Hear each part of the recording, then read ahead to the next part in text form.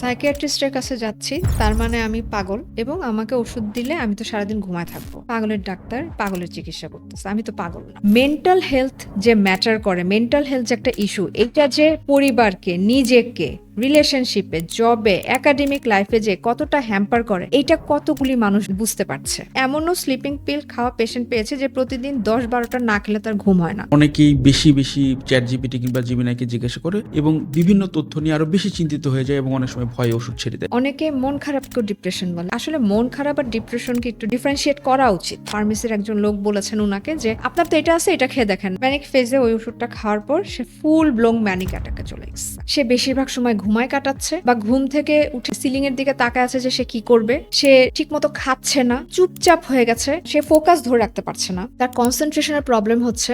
এই ধরনের সিমটমস যদি কেউ 2 থেকে 3 সপ্তাহের মধ্যে নোটিস করে, তখন আমরা বলবো যে না, তার মধ্যে কিছু সিমটমস আমরা দেখতে পাচ্ছি।